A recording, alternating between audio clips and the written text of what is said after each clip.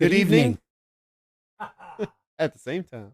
right. Tonight we are continuing our study of Bible issues, translation discussion, lots of different difficulties that people perceive in the translation, specifically the King James, and looking at that and trying to understand whether or not there's an error in translation, or maybe we just need to dig to find some information. So, anyways, that's what we're doing tonight. And last week we talked about unicorns and sodomites and a number of other interesting things. Tonight we're continuing our weird topics. We're going to talk about the cockatrice first. And if you don't know what the cockatrice I is, that's don't fine. have any idea. I'm going to explain what it is. Good. So in Isaiah, Cockatiel, right? what's that? It's not a cockatiel, right? No, it's not. Okay. So in Isaiah 14:29, it says, "Rejoice not thou, whole Palestina, because the rod of him that smote thee is broken. For out of the serpent's root shall come forth a cockatrice, and his fruit shall be a fiery flying serpent." Now, I have a note here in my Bible that says, defining the word cockatrice, a fabulous serpent supposedly hatched from a cock's or rooster's egg and having power to kill by a look. The Hebrew means poisonous snake, viper, or adder. And this word cockatrice comes from the Old French cockatrice, which means crocodile. So that sounds very confusing. So let's talk about this. As I was studying, I found that this word is very confusing in its origin. So it's really hard to pinpoint exactly where the term comes from in terms of what it's describing. And over time, words undergo lots of evolution, and cockatrice, I think, is a perfect illustration of this. So I'm not going to go into the detailed history because there's a lot of information there, Right. and I haven't mastered it. So I'm just going to do my best to summarize this stuff. Cockatrice, later in history, developed into this myth that there's this hybrid bird snake creature. It's also known as the basilisk. And so it has the features of a snake and a bird. And if you look at different depictions, sometimes it looks sort of like a rooster with a snake's tail. And mythological serpent. It looks like a dragon. the basilisk sometimes looks more like a snake, while cockatrice incorporates more bird-like features. But they're actually interesting terms because they're used synonymously often in English writing. So what's being referred to? Well, one thing we can say for sure is when the King James translators were translating this term in Hebrew, Sepha, that's the term, they were not envisioning a half rooster, half snake mythological creature. This term cockatrice was used before the mythical elements developed to describe a snake, a type of snake. Now, I think there's some interesting history behind this that we're going to delve into. I'm going to go ahead and tell you that I think that the term cockatrice could very well be referring to what people would call a prehistoric reptile or a pterosaur, more commonly known as a pterodactyl. And there are some references in the Bible to support this connection. But the King James renders it as cockatrice in 5 different places in the Old Testament. The only place that it actually has adder in the text and cockatrice in the margin is Proverbs 23:32. So the references are as follows: Jeremiah 8:17, Isaiah 11:8, Isaiah 14:29, which is what we just read, Isaiah 59:5, and then Proverbs 23:32. And in the margin, it reads cockatrice, even though in the text in Proverbs it says adder. So when they were using the term cockatrice in their mind, they were envisioning a snake, Right. a serpent. And in fact, if you look at some old dictionaries, cockatrice was a term used to refer to a serpent. And in fact, I've read some older commentaries where You're talking about a snake. Yeah, like, I mean, I was reading a commentary and one fella knew that there was mythical connotations, but he said that many authors use this term to refer to a serpent that still lives today. Hmm. And so it didn't have the mythical association.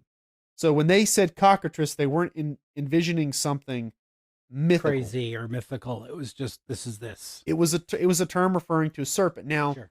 as to the exact identity of this serpent, there are debates about it. Sure. Some people think that it may refer to a cobra. In fact, there's a very ancient depiction in writing, and I think the guy's name, if I'm remembering this correctly, it's Pliny. Hmm. He was a historian. We've already looked at actually some of his writing when we talked about the unicorn. Yeah. But he describes the basilisk. Cockatrice, basilisk were later used interchangeably. And the basilisk, the way it's described is moving upright, a serpent that moves upright, a serpent that can attack you with its venom from a distance. And this is why eventually people saw the basilisk as being deadly to look at. But it's somehow able to attack from a distance. It moves upright, and it has a white circle on its head. And that's why basilisk means little king, because it looked like it had a little crown on its head. And this is very, very similar, all of these features, to a cobra.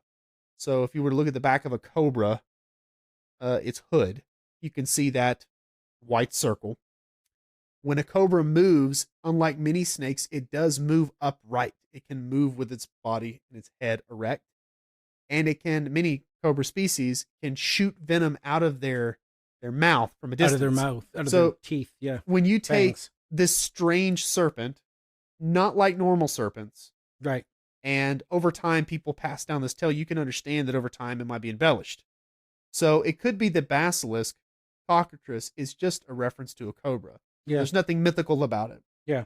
So that would exonerate the King James translation from any myths or fables, because at their time in history, instead of using the word cobra, they would have used the word cockatrice or basilisk, which again are synonymous. A viper, an asp. And those terms, I think that in general they fit. Technically speaking, an adder doesn't lay eggs. And the cockatrice, I looked that up. I didn't know that, but I found that out as I studied this. But a cockatrice does lay eggs, because it mentions that in Isaiah. Right, So it mentions that in the text. So do cobras lay eggs? Well, indeed they do. So again, the idea that this is referring to a cobra, it seems very reasonable to me. Sure. But I do want to talk about something else, because in this verse that we just read in Isaiah 14, it uses cockatrice and fiery flying serpent in a structure known as synonymous parallelism in Hebrew. So when it says, shall come forth a cockatrice, and his fruit shall be a fiery flying serpent. Cockatrice and fiery flying serpent are put next to each other, and they're used as if they're synonymous with each other. Huh. And we know that cobras don't fly. Right. So this suggests that perhaps cockatrice means something more than just an ordinary snake. Right. So the term's used that way outside of the Bible in older English writing, but maybe there's something more to this. So if you were to read all throughout the Old Testament, you're going to find references here and there to fiery flying serpents. They're actually referred to in Hebrew as seraphim. And the seraphim, we're more familiar with that term being applied to angels, and because that was brought into the English language straight from the Hebrew, rather than translating it in Isaiah 6, the word seraphim is transliterated, which means if you're reading it, seraphim, you're not actually getting the meaning of the term, you're just seeing the term with English letters. Right. But elsewhere, the King James translators chose to render it as fiery flying serpent. So the term seraphim, I didn't know this for a long time, but it is used in a handful of places outside of Isaiah 6. And it refers to flying snakes that bite, and they're venomous. Now, is there any reference to these outside the Bible? Well, interestingly enough, there are actually multiple sources attesting to this fact. So ancient Egyptian records note that there were fiery flying serpents, and I'm going to come back to that because it kind of ties into this whole cockatrice legend, the idea of a serpent-snake hybrid. But Herodotus, a Greek historian, he talks about how in Arabia, he visited Arabia because he heard of these stories of these fiery flying serpents. And the Arabian guides took him to a place where the bones of these serpents were collected. And he looked Okay. at them and he was like, there's surely enough snakes with wings. Wow. And he describes their flight patterns and a number of other things that were related to him by the locals. Josephus, in his account, talks about Moses. Now, Moses, before he was exiled from Egypt, Right. he was a commander of the Egyptian army. And he went down south and he conquered Ethiopia, which back then Ethiopia was just anywhere in Africa that was south of Egypt. Yeah. So he went south and he conquered the Ethiopian nation, but between him and the Ethiopian country was a stretch of wilderness inhabited by fiery flying serpents. And he knew that to get his army through this area without having them bit by these venomous snakes, he had to find a way to get rid of them. So he basically took a bunch of ibises. I hope that's the plural, but an ibis referring to basically a stork-like bird. Okay. And ibises are portrayed on hieroglyphics often. Yeah. So he got those, and he brought them, a whole bunch of them, south, and the ibises killed the fiery flying serpents. So they're natural predators. So they gobbled them up. They had themselves a serpent buffet, and he was able to go through the land with his army. And then So what's this from? You said this is Josephus. Like this whole account is in Josephus. That's crazy. Yeah. Where did he get it from? Exactly. Right. There are a lot of things that Josephus mentions, especially about Moses, that are they strike me as being very historical. Yeah. The way they're related, they don't seem fabulous, but they're not in the Bible. So Moses would have told his life to people around him, and I'm sure those stories would have been passed down. So there were records outside the Bible. We know you had the book of Jasher, and you have other texts that are mentioned in the Old Testament, and some of those texts may have been passed down to a certain extent in the writings of the rabbis and Josephus. So I think that it's reasonable to say that some of this stuff could very well be true. But the point is, the idea of the fiery flying serpents being in this area, the Egyptian Arabian area, it's confirmed by multiple sources. So when you include the Bible, there's 4 sources that I know of that talk about these fiery flying serpents. So what are these things? There's nothing today that matches this description. Some people have tried to say, well, there, in certain places in the world, there are snakes that'll jump out of trees and they kind of glide down. But these are not gliding serpents. These are flying serpents. I mean, and even in the way they're described in the records outside the Bible, like Herodotus, as I mentioned, they fly through gorges. I mean, this is like, they're able to migrate some distance. These are not jumping off cliffs and gliding down. Bats here. We're talking. These are serpents, and they're described as snake-like. So do we have anything from history like this? Yes, we do. We have ancient reptiles. Yep. One is called Rhamphorhynchus. I hope I'm pronouncing that right. I say that a lot. Yeah, you do. But I mean, I'm lazy. I'm not going to go and watch all these videos how to pronounce it. Yeah, right. Whatever. But Rhamphorhynchus is a part of another family of flying reptiles. Pterodactyls are different. Pterodactyls are the beaked reptiles. Okay. They don't have any fangs, and they don't have long tails. They really don't have tails at all. The Rhamphorhynchoids, they have lots of teeth, so very snake-like in that regard, and they have long tails. Huh. So if you were to see them gliding and moving around, or even moving around on the ground, they would have a snake-like appearance. Also, we know that they moved upright, so they didn't move on their bellies. The way they moved, their body was kind of lifted up, sort of like the cobra. Yeah. But the rear part of their body would be dragged along. So probably be pretty creepy to see up close. So I mentioned that because the ancient record describing the basilisk in Pliny, he says that it moved with its body upright. And I haven't seen anybody else make that connection, but it was something that came to mind when I thought about the fiery flying serpents. But a lot of people try to explain it away, the fire flying serpents, because there's nothing outside of the biblical text that today we can use to verify the biblical text. Because these animals don't live anymore. Right. And if you say, oh, well, they were seeing an animal that used to live. In fact, I've even seen somebody online say maybe the stories of these fire flying serpents were inspired by dinosaur remains that were found.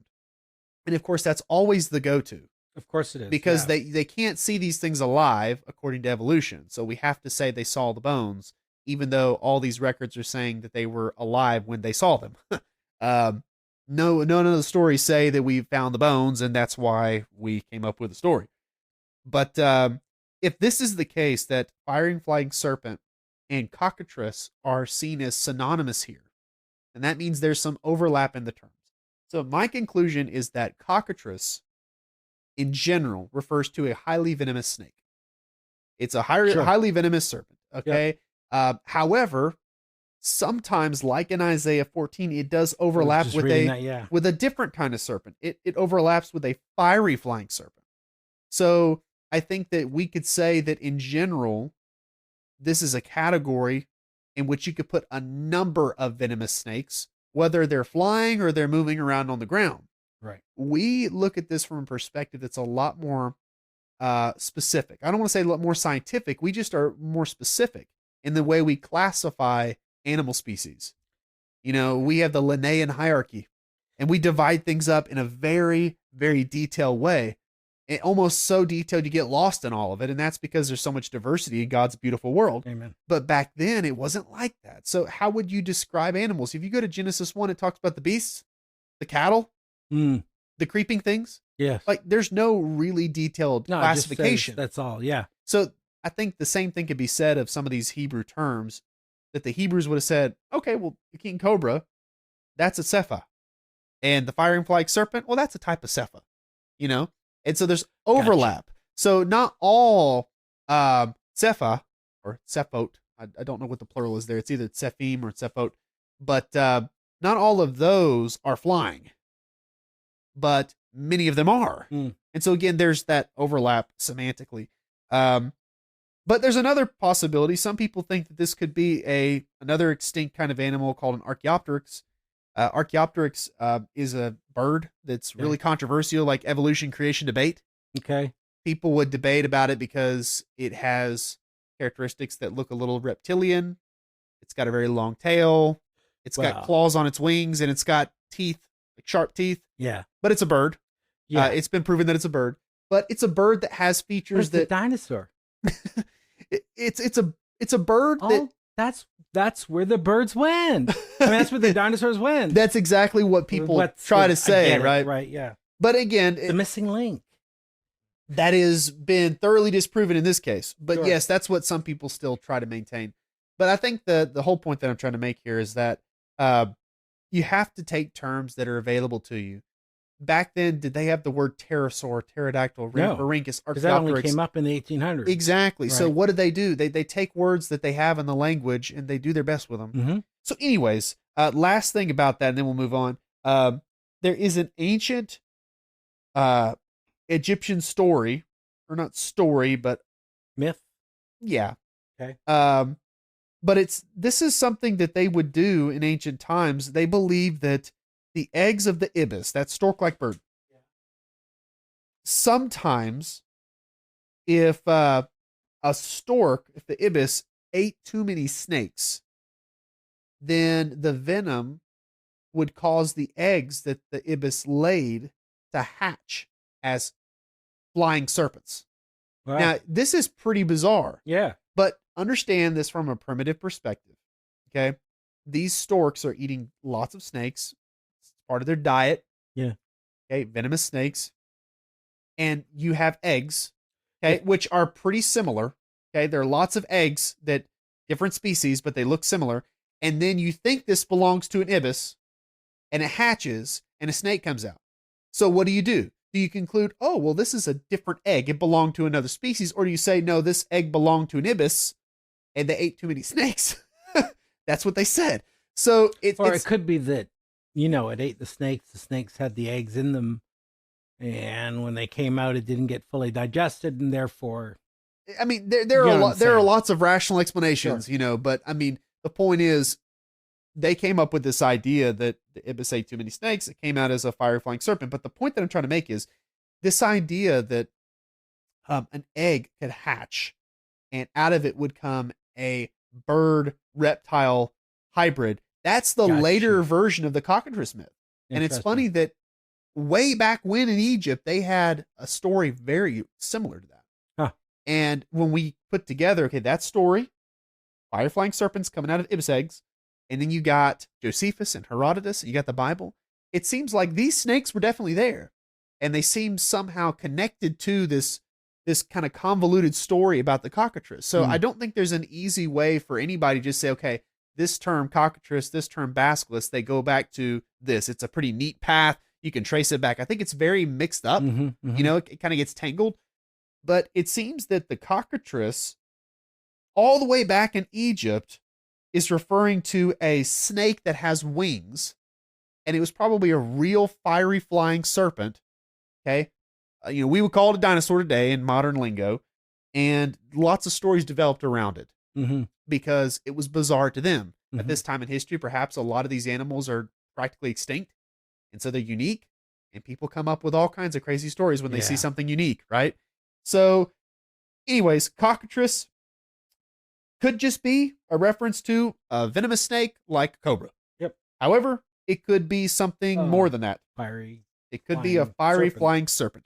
All right, now let's turn to, if we're in Isaiah 14, just flip over to Isaiah 13. That's pretty convenient. It's backwards there, buddy. Isaiah 13, verse number 21. And we're going to talk about the satyr.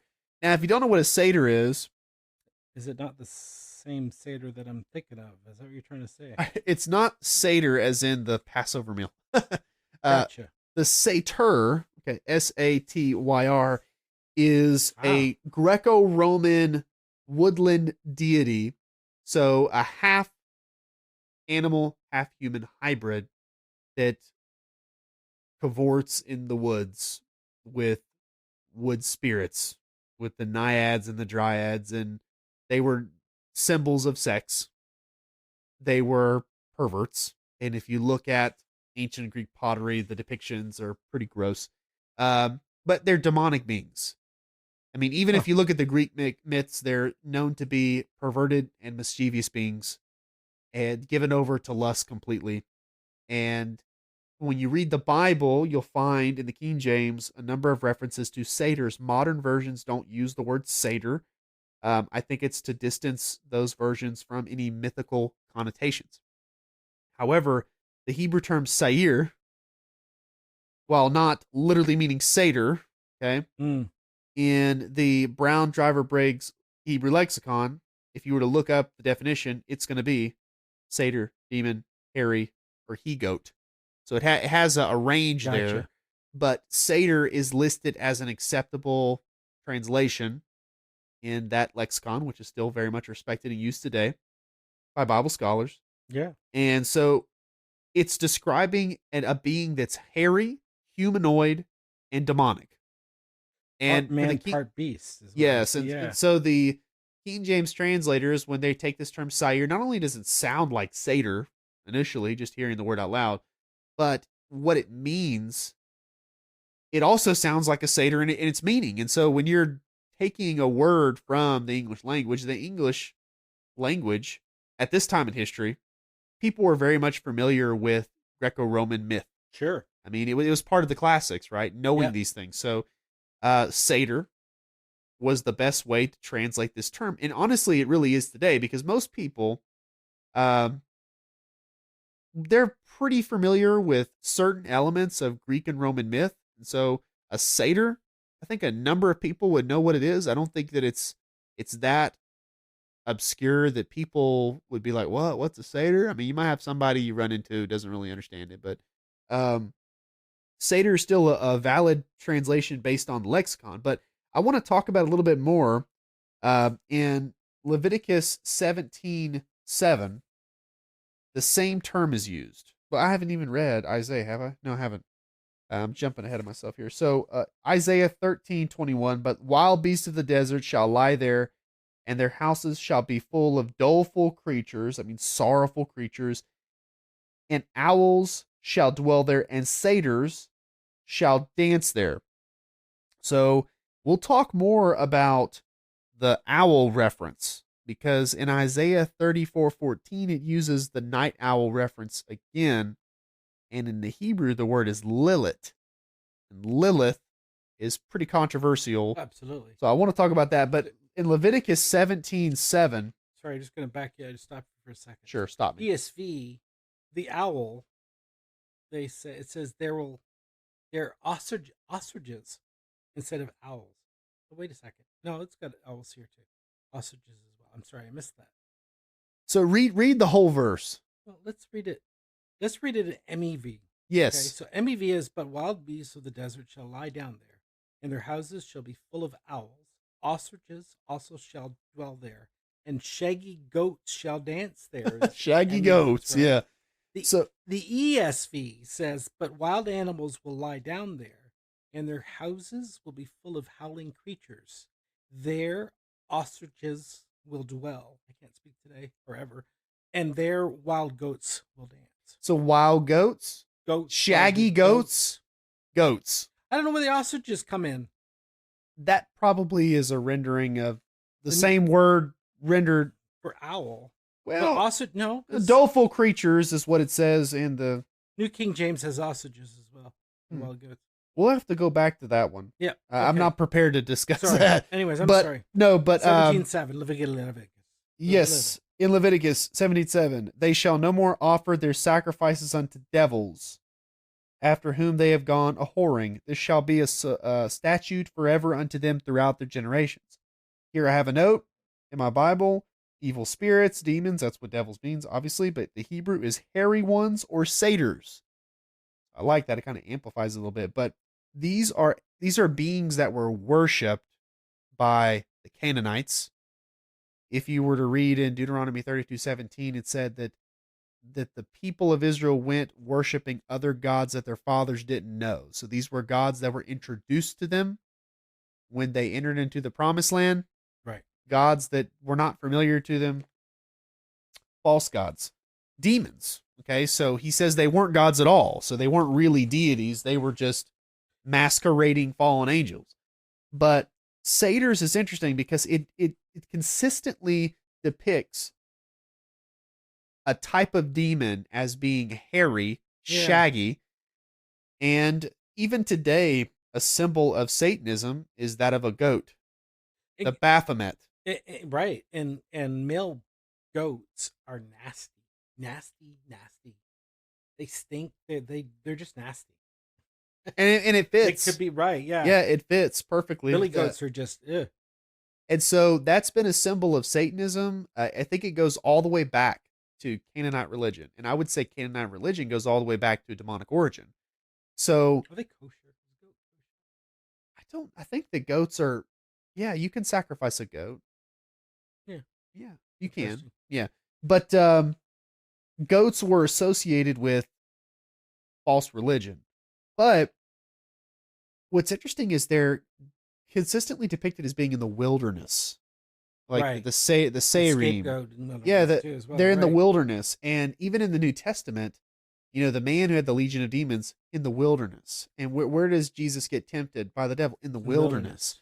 And so what many Bible scholars have pointed out, there is some association in the Bible and in Judaism between demons and the wilderness. And I've tried to do my best to wrap my mind around that, and there are certain things I just won't get the answer to, but my theory is that God has set boundaries up. I think that God has basically said, all right, demons are only allowed so much influence over mankind. Right. I think that there are laws at play here. I think that God allows us to have choices, and I think that there are times where God sends in the cavalry for us as Christians. There are other times where God holds back the army and, tests us in our faith. All the details regarding that, don't know.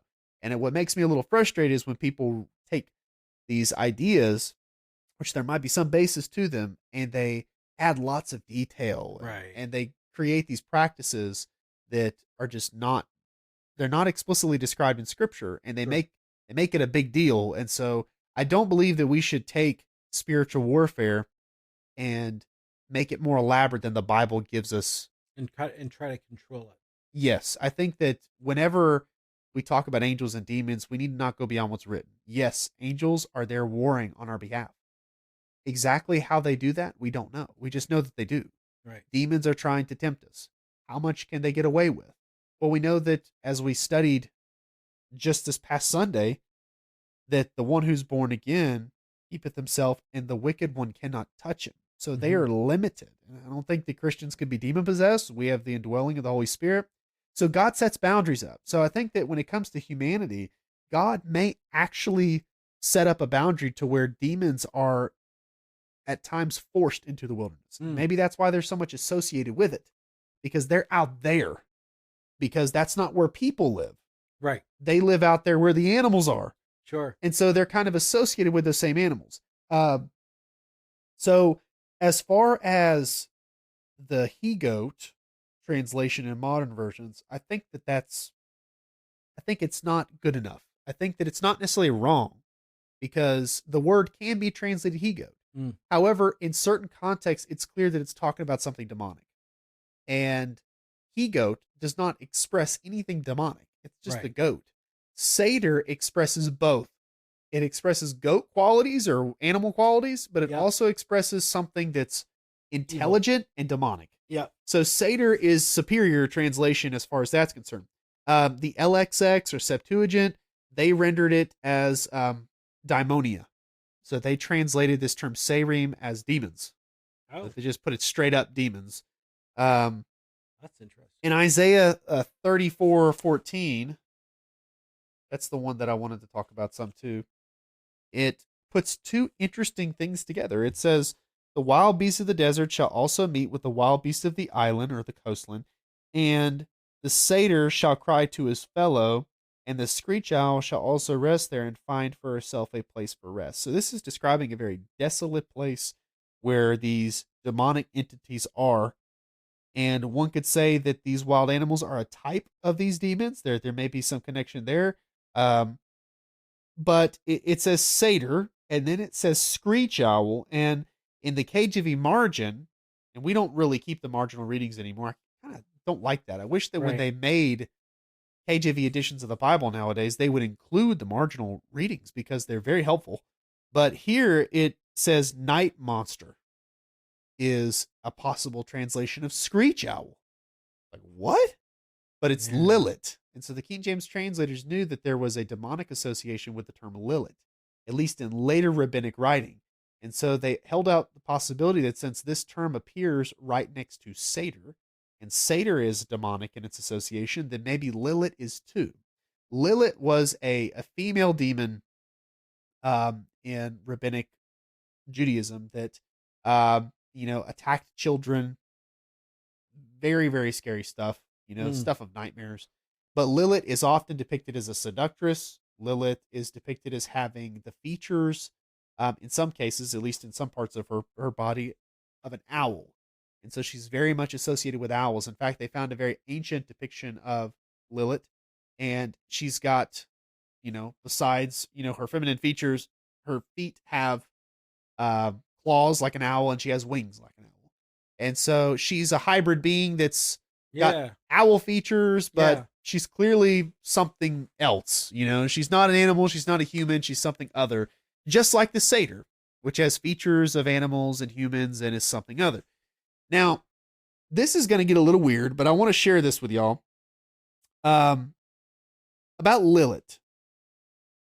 Lilith, according to Jewish tradition, some Jewish tradition, very late Jewish tradition, was the first wife of Adam. There's no evidence for Right. this whatsoever from the Right. Bible. So it's very late.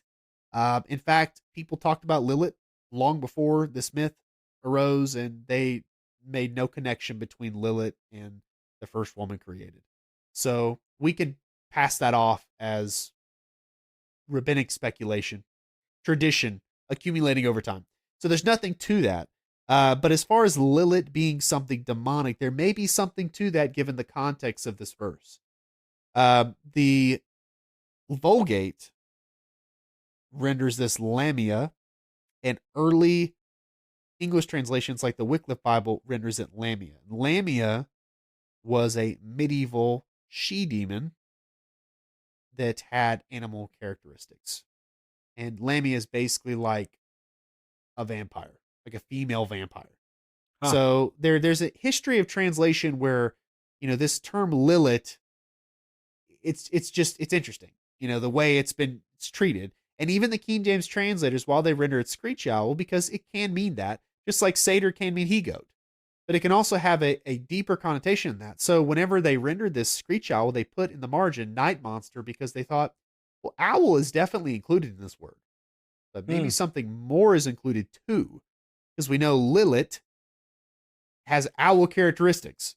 So a satyr has goat-like shaggy characteristics. So there's more here. It's layers of meaning, rather.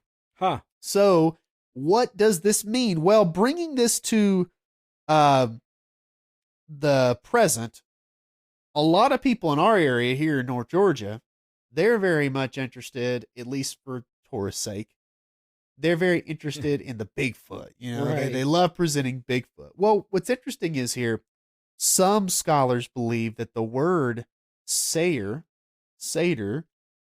should be rendered something like baboon or ape, because they think that it describes an ape-like creature. And this is from the Easton's Bible Dictionary. So basically what the word means, and it's translated as hairy in certain places in the Bible, like not goat, just hairy. So it describes some hairy demonic being that lives in the wilderness. Sounds like a Bigfoot. And it does. And I've talked to one boy. Come on, boy. I've talked to one fella, and he's written lots on, dinosaurs and the Bible, and he's a creationist, but his name's Bill Gibbons. And he's talked to some friends up north who had their own quote unquote Bigfoot encounter. And they were Christians. And there were a number of people there. There's a few guys there, and they saw it, and they were immediately convinced that it was demonic. And so they together prayed in the name of Jesus that God removed it, and it disappeared in a puff of smoke. And so I emailed him about it. I was curious, and he said, I have it on there, good word. And he's not a crazy guy. Like, I've listened to him. He's very, solid Christian fella. And he said, I'm convinced that it's demonic. And he's like, that's why I warn people against being too interested in Bigfoot, because I think that it's not like a lot of these other things that he pursues that are maybe living dinosaurs. He says, I don't think this is an animal. I think it's something demonic. In fact, in the Pacific Northwest, back in the early 1900s and late 1800s, they had some stories of this tribe. It was considered a tribe of people, but not normal people, gigantic people who were very hairy and apish, but they could speak, and they kidnapped people, and they were called the satyrs in the language of the tribe in the Pacific Northwest that named them, and I don't remember the exact tribe. But there are lots of stories of the satyrs, and today many people make a connection between this tribe and the Bigfoot. But the satyrs, the way they're described is they're very demonic. They're cruel, they're cannibals, but they're giant, and they can speak human language. And they're shaggy. They're very hairy. So that kind of, and they live very reclusive in the wilderness, and they only interact with people rarely. And usually when they do interact with people, they terrorize, and it's always bad. And so when you read that, it's like, okay, well, maybe this is just all, hocus pocus. But when you read in the Bible these interesting references to something that's demonic, shaggy, and it dwells in the wilderness, and you don't see it mentioned just once, but on a number of occasions, it makes you wonder, maybe there is something, because there's never ever any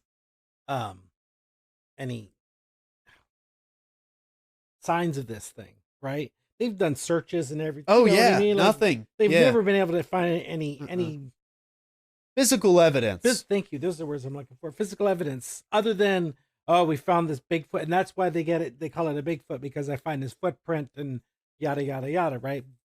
But it would make sense if it was demonic, because they only show up when they want to be seen. Exactly. And they're often associated with supernatural events. UFO phenomenon, very common in Bigfoot sightings. Interesting. It is interesting. And another thing that's interesting about this, a couple things. One, a lot of the Indian or Native American legends about these satyrs, they call them magicians. Like, they can do things, like they can change their appearance, they can go invisible, they can alter their voice in ways that humans cannot. Mm. And so they do things that defy natural explanation. Definitely demonic. And they're connected with giants and cannibalism. Well, then we could talk about giants, but not today. But yeah, yes. not today. But there are these stories like out in Nevada. There's a story about the Lovelock Cave, red-haired giants, shaggy giants. I think Gyro is he napping? He's napping, yeah. Our dog's napping and making some noises. But anyways, out west, there's a story of the Paiute tribe in the 1800s that they had this tribe that neighbored them. They were cannibals. They were giants. They were shaggy, covered in red hair, and they'd kidnap people and eat them. And so the Paiute tribe got together, the braves, and said, we're tired of this. And so they went and they set a fire in front of the cave. And whenever the giants, inhaled the smoke, they came out to the edge of the cave to escape. And then they were shot by all the Indians. And eventually they were all killed. Huh. And these remains were discovered. Yes. At the turn of the century. So they were discovered. And, what happened to their remains remains till this day a big question, right? We've had that discussion, right? But the point is, and I don't want to get too off track here, but the satyr concept, a shaggy demon that lives in the wilderness that's found in the Bible often, there seems to be some connection between it and the Bigfoot phenomenon. In my mind, they're too similar to just pass off as nothing. Absolutely. I could be wrong, but I think they're similar. And it is a worldwide phenomenon. Like this idea of wilderness demons is all over the world. Yeah. And the Bible talks about it. Yes. So whether these are fallen angels or whether they're Nephilim, like Genesis 6 talks about, we're not getting into that. But something's happening there. Sure. And it's definitely bad. Interesting. So that is the satyr. Now we're going to look at one more, and we probably won't finish this tonight, but we'll start it. It's 9:31. Goodness gracious. Do we want to continue, Scott? Sure, do we want to do one more? One more, yeah. Let's do one more. Okay, so Jeremiah 51:37.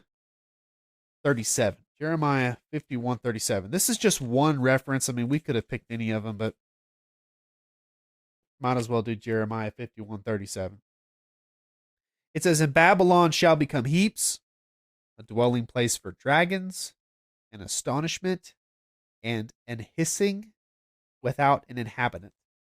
So Babylon shall become heaps, a dwelling place for dragons." Dragons. I have a note here in my Bible. It says it's an obscured Bible word used to translate one Hebrew term meaning dragon/dinosaur, sea/river monster, or serpent/venomous snake. So a very broad semantic range, and often... Where did they get jackals then from ESV, MEV, NLT? Thus the discussion, Scott. Thus the discussion. I don't get that. So I'm going to give you some statistics about the ESV, and it probably lines up with the MEV here too.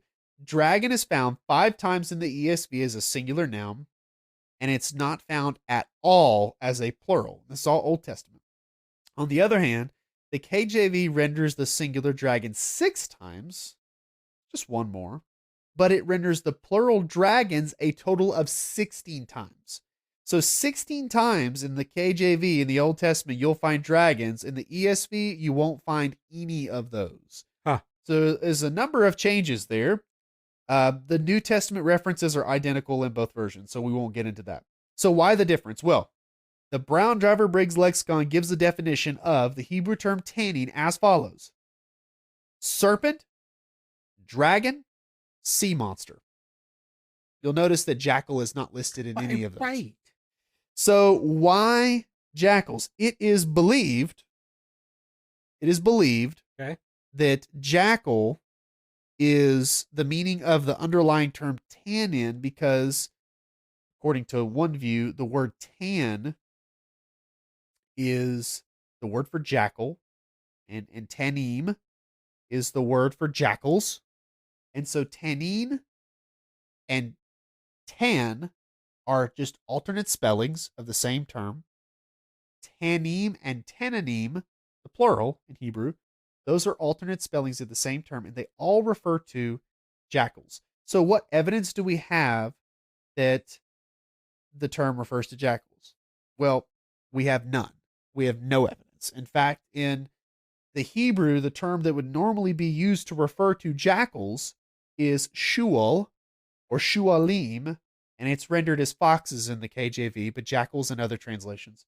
Psalm 63:10 would be an example of where this term is used. And shualim always refers to a jackal or fox-like animal. Okay, again, we talked about Hebrew, is not as specific as we are in how we classify animals, but shualim would be the animal you're looking for, a scavenging canine. Shualim. But that's not what's used here in all these places, okay? So there are a couple different ways to respond to this. Now, the Answers in Genesis article that I'm going to refer to does a good job of making a case that the KJV is correct and that the proper translation is dragons. However, I don't really like the way they reach that conclusion. Okay. But I'm going to explain what I mean. So first, this is what they argue. They argue that tan and tanim refer to jackals. So tan is the singular jackal, tanim is jackals. Now this is very similar to tannin and tananim. So they say that the reason these modern versions are translating it as jackal or jackals is because it's so similar to the word for jackal. However, it's not the same term for jackal. They would say that tannin or tananim refer to monstrous animals, whether terrestrial or ocean dwelling. So, I mean, whether you want to say sea monster or dragons of the deep, as in those dragons that live in the ocean, like whatever, there's some options there, but it doesn't refer to jackals at all. All right. And they make a good case for that. However, it's not, and this is my contention, it's not certain that that the words tan and tanim do refer to jackals. I'm not convinced of that. As I've looked on the websites and read different articles, some of them, just blog posts, but I've read some other more scholarly articles by people who know Hebrew. And one guy is pretty frank and says, we really have no idea what tan or tanim means. Like it's believed that it refers to jackals, but he says we don't actually know that. So my contention is that tan and tanim are alternate spellings of the same term. However, my contention is there's no association with jackals at all. Right. Okay, so I don't think jackals has anything to do with the words tan, tannin, tanim, or tananim. I don't think any of those four terms have anything to do with jackals. I think if you were going to refer to jackals, you'd use shualim, a different term. Sure. So the King James translators, they consistently render this term as dragon. Sometimes they use whale because whale is included in the range. I mean, tannin would be any extremely large animal that lives on land or lives in the ocean. Today, whales fit the bill. So, but whales are not exclusively the way one would translate this term because there are land-dwelling tanim or tananim, and whales don't walk on the land, contrary to what evolutionists say that they once did. Right. So what this means is it's a broad category referred to something of immense size, something monstrous. Whales are included in it, but there's more to it than that because there are references to tannin that's clearly reptilian. Like in Isaiah, find the reference here on my notes, in Isaiah 27:1, it refers to a crooked or coiling serpent or dragon of the deep, and it's referring to Leviathan. In Ezekiel 29:3, it talks about Pharaoh as a dragon. It's symbolic. But if you read further on, it talks about scales. Whales don't have scales. Yeah. So this term, while it can include whales because they're monstrous animals that live in the ocean, not monstrous as in violent, obviously, but it's a broader term that includes also what we would call today dragons. Like we would call a scaled monster reptile that lives in the water, we'd call that a sea dragon. Absolutely. Or if you want to be scientifically correct, we call it a marine reptile. A prehistoric marine reptile or dinosaur. Sure. But back then, the term dragon was a perfectly acceptable term. Sure. And many people today wouldn't argue with that if they agreed that they did live in the water and you saw it as a human. Yeah. It's a dragon. Okay.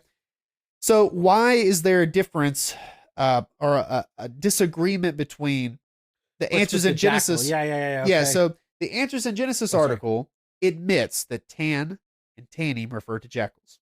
I don't believe that there's proof for that. Sure. So in the King James, there are a couple places where it renders it as dragon or whale, when if you were to look in the original, okay, it's going to say tanim. Now, the Answers in Genesis article would argue that tanim refers to jackals. Sure. So tananim is dragons, tanim is jackals. Yeah. So they would say when you look at those places, like in Ezekiel 29:3, Ezekiel 32:2, that there was a scribal error. Oh, So here we go. they'll say Okay. that it's not tanim, it shouldn't be read that way. Sure. It actually was originally tanim. And there it makes sense because they would say tanim refers to a dragon. And so that's what it's referring to. It's not talking about Pharaoh as a jackal in the sea. Okay, that doesn't make any sense. So they would say there was a scribal error. And over time, the change went from the word tanning, which appropriately referred to a dragon, Yeah. and it transferred to tanim, which is the plural form for jackals. And they would say that that's really where things are going wrong. However, the King James translators, they had that text in front of them. They had tanim in front of them. Right. And they rendered it as dragon because to them, that's what it meant. So if you could talk to one today, and we wish we could do this a lot, talk to people from the past. But if you could talk to one of the Hebrew scholars that worked on these verses, they'd probably say that tanim and tannin, all these words I've just mentioned, they're pretty much different spellings of the same exact word. And it's commonly known that Hebrew has changed in spelling over time. Sure. And so just as English has. And sometimes it's not even necessarily that the spelling has changed, it's just dialect. Right. Where you live. Like I know that if you were to buy a New King James from Great Britain, there is a British spelling edition and there's an English spelling edition. Yes. So we shouldn't be surprised. An American. Yes, American English. Right. Yes. American.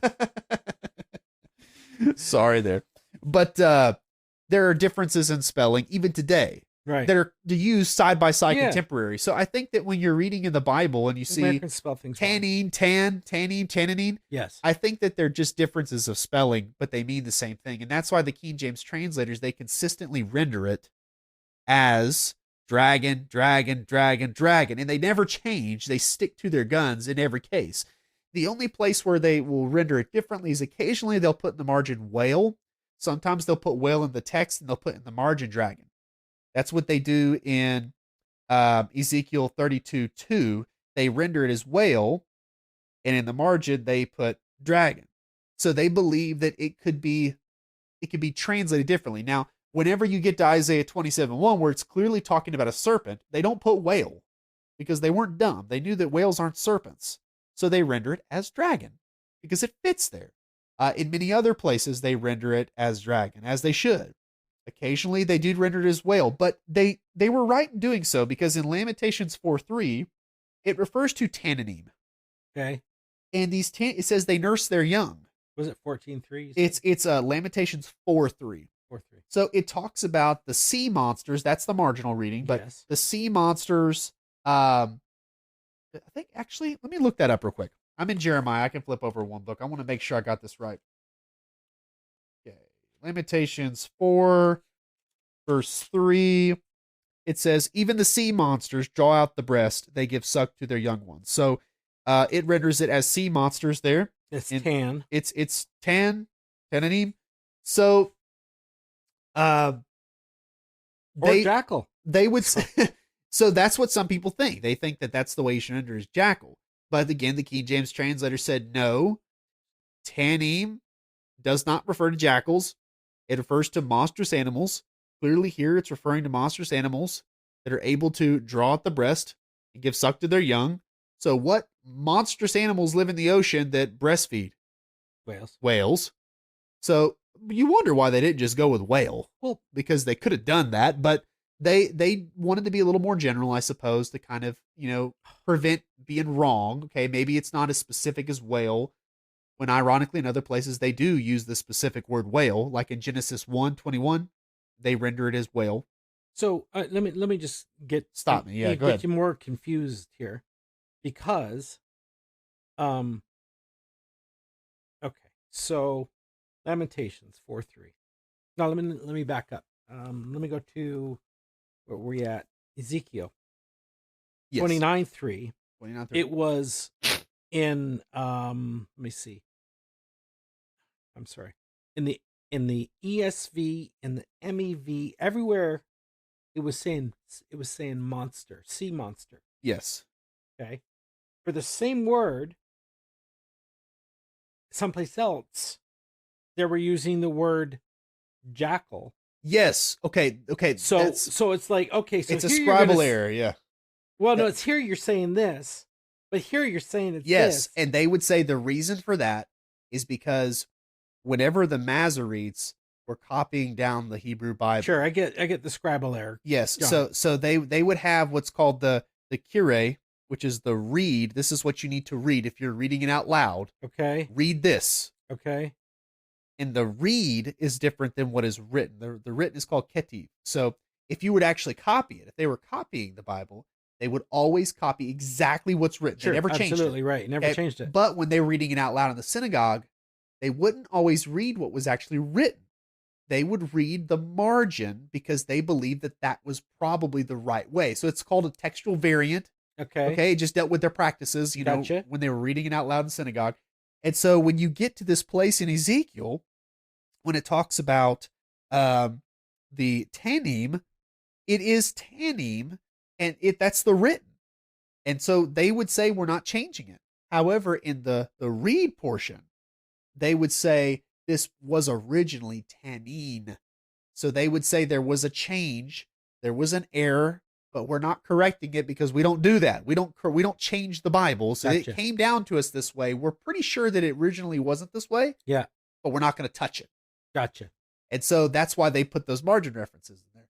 So that's why the modern versions, they're going to say sea monster there because they're going to go with the read portion of the Masoretic text. But the KJV translators, I don't necessarily think they would hold to that same opinion. I think they would probably say, this is what the text says. And Tanim is probably no different than Tanin. It's just a spelling difference. That's normal variation. Yeah. So Tanin, Tananim, they're all saying the same thing. And in fact, this is well known too in Hebrew copying. There is it's called the plene spelling of a word, which is the full spelling. And then there is it's called the defective spelling. Defective kind of is a misnomer. It doesn't mean necessarily wrong. It's just a shortened form. Okay. So certain letters will be dropped out in the defective form. So if you take tanin and you set it next to tan would be the defective form, and tanin would be the full form. So that's right now, that's my working view. I think that makes sense. But it's confusing. MEV for Elementate, 4.3 is even the jackals, even the sea monsters in KJV. Yes, it's so the King James translators, King James says jackals. It's just yeah. So there's obviously a difference in philosophy, I think, that illustrates why the modern version is different than the King James. Yeah. The King James, it's like, wait, this is what it says. This is what it means. Yes. They consistently translate it. They never violate the sense. Okay. While they may vary from dragon to whale, they never go as far as jackal. They're not going to do that. But the modern versions will, and it's because they're playing around with variants. Okay. So they're saying, oh, well, this is a scribal error. So we're going to pretend as if that error actually took place. Right. Instead of actually looking at the verse and translating it properly, they say, well, it's an error. So like, for example, when it talks about the Tananim in Lamentations, the Answers in Genesis article says, well, it didn't originally say Tananim because it's clearly not referring to Tananim. I mean, dragons don't, breastfeed their young. Reptiles don't do that. So originally, this was Tanim, jackals, but the King James translators don't render it that way because what is it in Hebrew? It's Tananim. So we're not going to change it. Right. We're going to leave it the way it is, So stick with the text. And I think that shows that they trusted in the preservation of Scripture. Right. And I do too. So that's where I stand. But that is the big dispute. The KJV stands apart from all the modern versions because it renders dragons, the plural form of the word, 16 times in the Old Testament. And every one of those times that you look at a modern version, it's going to be missing every one. All 16. It's going to be jackals. So it's just, I get why you It's not that you're, a KJV only guy, but I get it. Based, the fact that you will tend to go to the KJV in always because of this type of thing. It frustrates me because I don't like people approaching the Bible as another book. Yeah. Now, and I'm going to ahead and just read this to you because we're not going to finish this up tonight. We'll wrap it up with this, and this kind of explains my methodology. Yeah. So I'm going to read this to you. I was thinking about, like, how do I explain exactly what I think about Bible versions? And this is what I think. So imagine the KJV is a car driving down the road. There are boundaries on either side which mark out the lane. The KJV sometimes swerves to the sides. Sometimes it stays right in the middle, though. But it never leaves the lane. Right. Now, due to the difficulty of Bible translation, that's the best one can ask for. As long as the Bible version is on the road, it's God's word preserved. However, due to textual criticism, which I do not approve of, modern versions of the Bible, they're not even on the same road. Right. They're on a completely different road. So, though modern versions are acceptable in theory, I think that none can claim the importance of the KJV because modern versions are corrupted to some extent by the methodology behind them. Mm. So rather than approaching the Bible from a preservationist viewpoint, like God's preserved his word, right. This is it. Okay. We know no translation's perfect. I don't think the King James is perfect. Yeah. Okay. I think that it's without, so far I haven't seen any places where, like I've said before, like, man, that was dumb. Yeah. Like, why'd y'all do that? I may not always agree with it, but I can see why they said what they said. Yeah. And so they stayed within the lanes. I think Yeah. they're swerving kind of close to the edge a couple times. Sure. But they're never off base completely. And so I think that the KJV won't lead you astray in that regard. But I also think that there's no such thing as one-to-one correspondence perfectly when you're going from the original language to English. And I think that if you were to do complete correspondence, you'd have to add a lot. It wouldn't be one word to another word. Right. Because like we've already looked at tonight and on other occasions, and sometimes Hebrew is very robust in the sense that there isn't as much vocabulary in Hebrew, but there's a ton of meaning in layers and shades that they're just not easily brought over into English. So in English, you can bring over the main idea, the essential idea. You can get a basic picture of what's being, intended, but you're going to miss out on something sometimes. Not all the time. Sometimes you can bring it over and it's fine, but in other cases, I think it's not so simple. And so that's why I think going to the original language it's necessary for additional explanation sometimes. And I will say this for those of y'all who are listening, and some people may not like this and they won't listen to us anymore because of this, but I do not believe. Hold up. I do not believe that the KJV is inspired, right? In the sense that the translators were inspired on the same level that Peter and Paul and John and all the others were. Right. I don't believe that. Now, I believe that God's used it in a special way. I'd have to be blind not to recognize that, in my opinion. But I don't think that it was inspired. That's a miracle. God never promised that of the King James. He never promised that of English. He promised that of Hebrew and Greek. Now, I think God has used the KJV. Well, of course, because of, sorry. But I think that he puts his word in an obvious place. And so if someone's going to ask me, well, how do you know which variants are the accurate ones? How do you know which ones are God's word? Well, which ones has God approved of through his people? Because I believe in the priesthood of the believer. And I'm sorry, I don't believe the minority of scholars are the ones that are telling us what God's word is. I think that the priesthood of the believer, that logic of faith, leads me to say, where is God? Where has he been used? And he's been used in the traditional text. It wasn't until the late 1800s that people started saying, let's start changing our Bible up. Let's change things up. Let's make some new versions. Let's revise some stuff. And it was all based on skepticism and unbelief. And that wasn't a grassroots movement of the priesthood of the believer. That was the movement of high church people who had already compromised on so many levels that they wouldn't be allowed to preach in many churches today. Well, many churches are still faithful today. But let's say back then, if people knew what these people believed, they'd say, you're a heretic. Get out of our church. Exactly. And these were the people who were the ones pushing for the new versions. So again, in theory, I'm not against another translation. Uh, but I think that if you want me to tell you where is God's word, like the variants, where like which verses are in and which ones are out, the most obvious place that God has pointed out and blessed would be the traditional text, Yes. specifically used through the King James, but the traditional text. So I don't believe the King James is God's preserved word in any inspired sense. But I think that there's nothing in the King James underlying that version, like the received text or the Masoretic text. Sure. I don't think there's anything wrong. So I have to come up with some consistent methodology. I'm sorry, I'm never going to be comfortable with a scholar who says, well, I like this one, I don't like that one, and this and that, and arguing over every single verse. Yeah. God's word's got to be in one place in my mind. It's got to be obvious because that's the way God wants it to be. He's not a God of confusion. Right. And I think that a person who has faith can see him at work.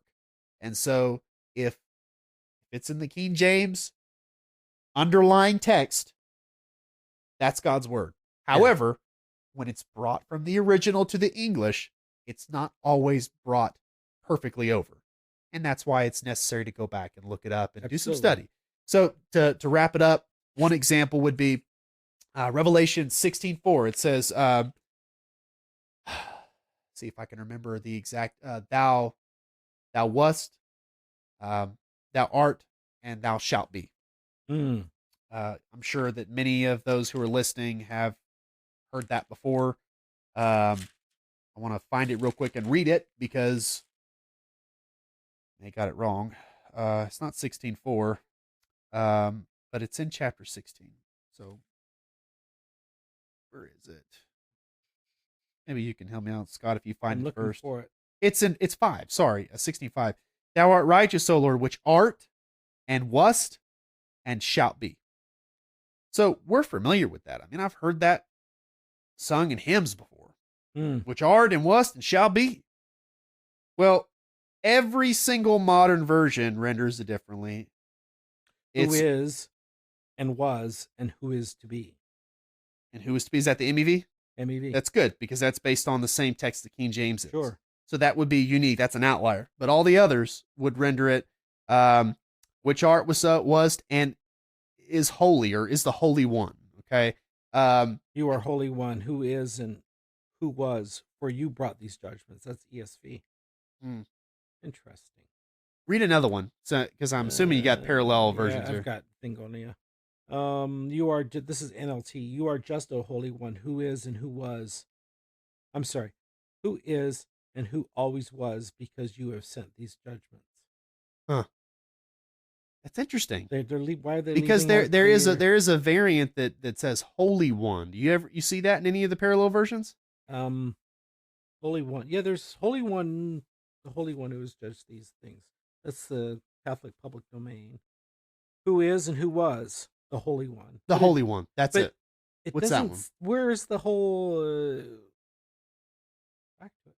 Who is to be? Who is to be? It's missing in all modern versions. That is, and it's missing in every single one. And admittedly, the message. Sorry. There's a lot of debate about this one because there's not really a lot of support for this as far as the textual argument goes. There is some evidence that it was in use in Latin, and the Latin was based on something. It was based on Greek. But even in the Latin manuscripts, there are none today, none existing that contain this. There are no Greek manuscripts today that contain this. There is a few Greek editions that make notations saying that this is an alternate. So Erasmus, he has basically the same thing that's in our King James today, art, wast, and will be. But we don't have any modern Greek manuscripts available to us today that have this. So why do we have it in our Bibles is the question. Well, if you were to really dig into it, you'd see that the guy who made this Greek edition that the King James is based on, he gives his whole argument for it. And he believed that it was in the original manuscript that he had in front of him. He believed that the manuscript was of poor quality, and so it was dropped out. And based on the common expression throughout Revelation. It's mentioned several times. Art, was, and will be. Yeah. He says this has got to be the same here. And since then, there has been discovery of a commentary, very old commentary, Yeah. that supports it. So, but I would say that, hey, we've been using this Bible right here for hundreds of years, and Let's keep it that way. let's keep it that way. I think that God supports it in the way he's approved of it in his church. So anyways, we got to stop. God bless. Hope you enjoyed.